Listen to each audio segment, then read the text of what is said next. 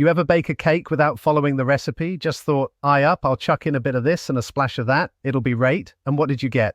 A sponge that could knock someone out at 20 paces. That's what happens when people ignore the scope. In NEC4, the scope is gospel.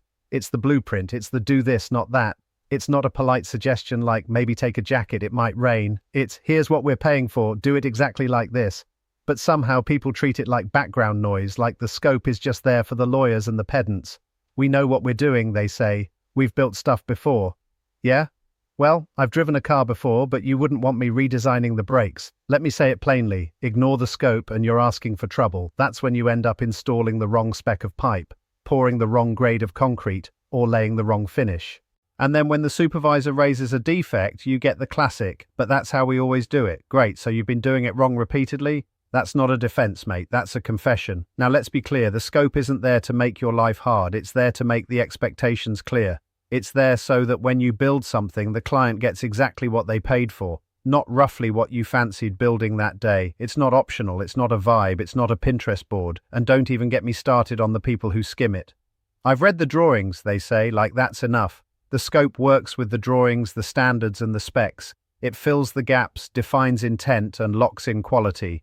It's the instruction manual, and when you start improvising, when you veer off into your own version of close enough, you don't just risk quality. You risk cost, time and trust. You want to burn goodwill fast? Go build something the client didn't ask for. See how long you stay on site. I once had a contractor try to explain that the resin they used was just as good as the one in the scope. Really? Are you the manufacturer now? Because unless you've got a lab coat and test results, I'm going with the scope. You wouldn't substitute a parachute for a bin bag and say, well, it's close enough. So why do it on a live infrastructure job? Look, we all get tight on time, we all have budget pressures, but scope creep, even the innocent kind, costs everyone in the end. Because that's how you end up with change events, delays, rework and finger pointing. And do you know what drives most of those issues? Someone didn't read the scope properly, or they read it, didn't understand it, and were too proud to ask. Newsflash, asking questions doesn't make you look weak. Charging the client to redo your own mistakes does. So how do you avoid it? Start by actually reading the thing. Not a skim, a proper read, page by page, line by line, highlight stuff, make notes, ask, do I understand what this is asking me to deliver? Then do the unthinkable, talk about it, get the team together, supervisor, site manager, QA lead, commercial, have a scope review before you start, go through each section, match it to drawings, check the tolerances, clarify the standards, because the moment you say, we'll sort it on site, you've already lost. That's like trying to change a tire while driving. Here's another gem. The scope can change, yeah it can. And when it does, we document it properly. No scribbles on a napkin. No, Dave said it was fine. Formal, tracked, clear. Because when the dispute comes, and let's be honest, it probably will, your memory won't save you, the written record will. And clients, if you're listening, make your scope clear. Avoid fluff. Don't say to industry standard if you haven't specified which one. Don't assume everyone has a crystal ball. Be precise. It's not about over-controlling. It's about protecting outcomes. Contractors want to deliver. Most of them genuinely do, but they can't hit a target if you've drawn it in chalk and then hosed it off. And supervisors, it's our job to hold the line. Not just check workmanship, but check compliance to the scope. If it's not in the scope, it doesn't belong. If it contradicts the scope, it needs reviewing. If it's missing from the scope, we need an instruction. It's that simple. But it only works if everyone respects the document. Treats it like the backbone of the project, because it is. When everyone's on the same page, literally, magic happens. Fewer defects, cleaner handovers, less arguing, more pride in the finished job. The scope is the shared language of the job. Ignore it and we're all speaking different dialects of chaos. Let me tell you something funny. I once asked a foreman if he'd seen the scope.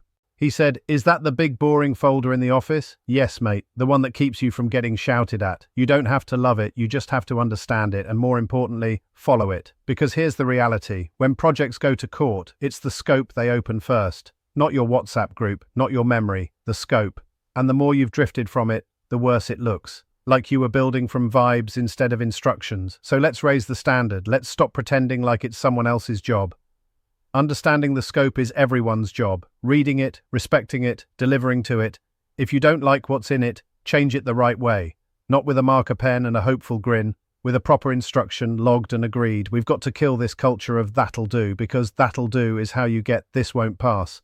Quality isn't optional, and neither is compliance, and both are rooted in the scope.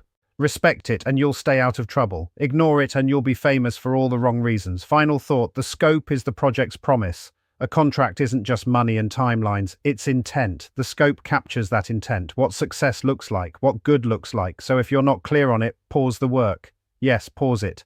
Better to be late and right than fast and defective. Every day you spend guessing costs 3 more fixing. It's like cutting a plank wrong 5 times because you won't read the tape measure. Let's not be that crew. Let's be the ones who deliver exactly what we said we would. No more, no less, no surprises, just rock-solid delivery. And the foundation of that? It's the scope. So read it, understand it, respect it, deliver it. I'm Coop. This is It's a Defect. And if you take one thing from today, the scope isn't a suggestion, it's the sat-nav. And if you don't follow it, don't be shocked when you end up in a ditch. See you on the next one.